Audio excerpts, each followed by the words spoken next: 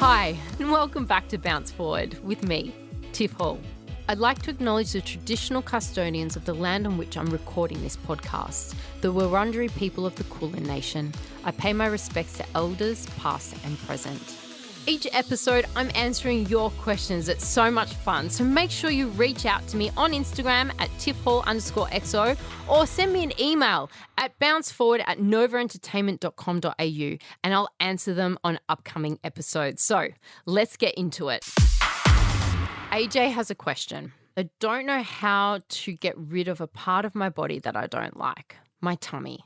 I'm a mum of 3. The youngest is turning 6. My tummy has grown under my boobs and I'm doing everything, walking, sit-ups, all the things. And the only thing in my life is stress, not sleeping, and I will admit a couple of wines when it's been hitting the end of the week. Otherwise, I'm happy with all the life things that happen. So AJ, first of all, I feel you. I had this thing with my tummy as well after kids, and it was, a real pain point. And I was very self-conscious of it. Can you spot reduce fat? Can you get rid of a tummy? Can you do that? I guess that's the question. Unfortunately, you can be doing all those things, walking, sit-ups, all the things that you are talking about, but it's simply not possible to target a location and lose weight from that location on your body. Our bodies are hardwired to access and burn all our fat stores for energy, right? So to understand why spot reduction is a myth, it's important to understand how our body fat is stored and used. And the fat stored in our bodies takes a form of triglycerides, which are a type of lipid or fat molecule we can use for energy. And around 95% of the dietary fats we consume are triglycerides. And when we eat, our bodies also convert any unused energy consumed into triglycerides, right?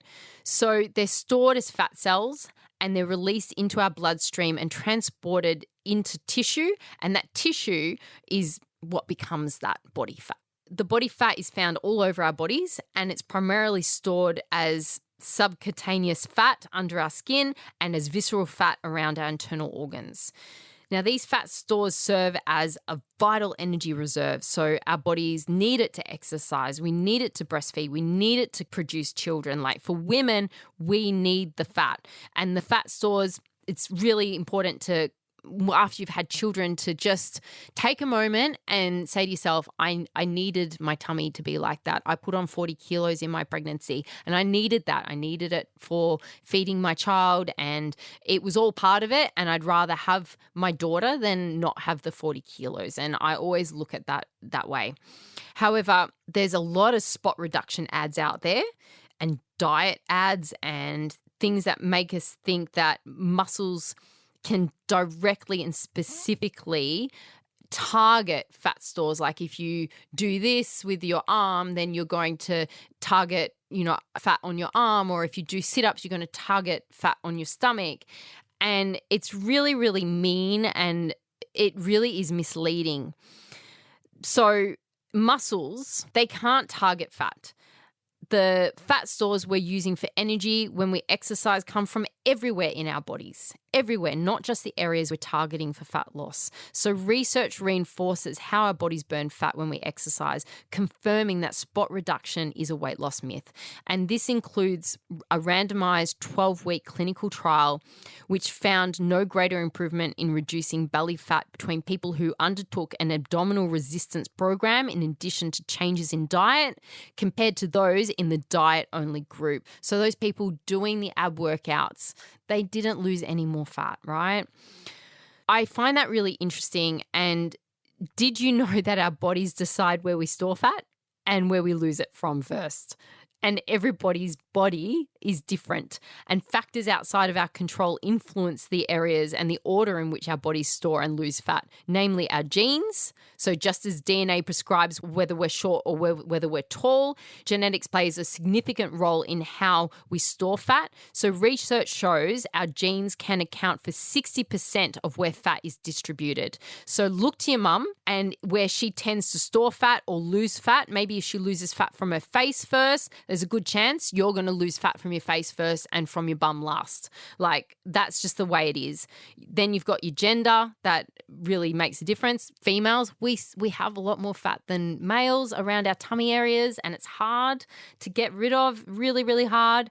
We need to breastfeed. We need to have pregnancies. It's all really hard. We're designated to hold fat around areas that support pregnancy and breastfeeding. So our hips, our thighs, it's really hard to lose weight in those areas.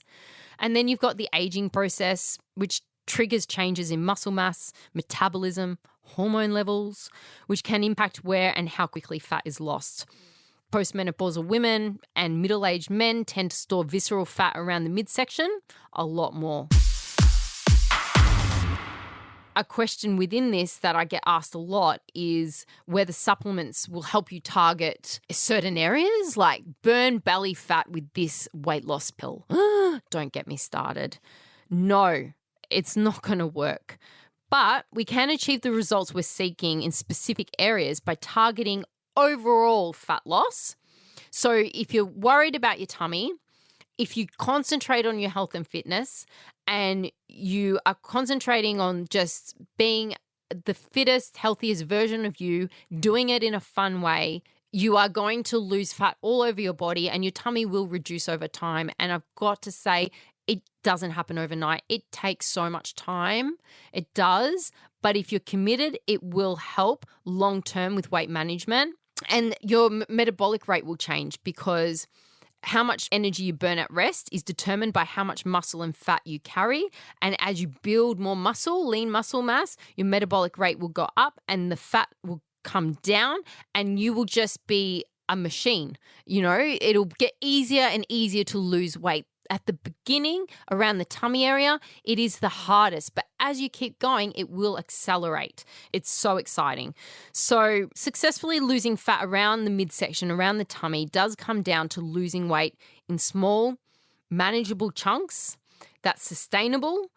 Periods of weight loss followed by periods of weight maintenance and so on. And you lose a bit of weight, then you maintain, you lose a bit of weight, you might plateau, then you lose a bit of weight. And that's how it goes. And your tummy will get there.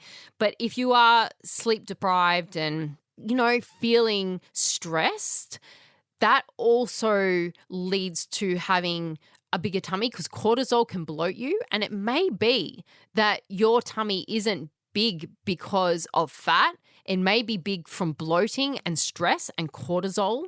So you got to look at that. And it's about looking at everything. Your diet, your exercise, your sleep, maybe too many wines that can stimulate you and keep you up at night, and then you don't sleep as well. And when you don't sleep as well, you raise cortisol. And when you raise cortisol, then you're bloating in your stomach. So it's a cycle. And you've got to look at the whole wellness journey here and make some clear goals for yourself and not focus on one part of your body, but focus on yourself and be kind to yourself. Just remember, there's so many factors that can contribute to having a bigger tummy, and we don't even know what it is. And it's not you, it's stress, it's sleeping, it's your diet, it's all those things. You've given birth 3 times, give yourself a break. You're amazing and you need to remember that and look after yourself and make healthy choices that are going to support your goals. Thanks so much for listening to Bounce Forward. I love having your company, so please DM me on Instagram at tiffhall_xo and let me know all of your questions. Don't forget to rate and review me on your podcast app. Speak soon. Happy days.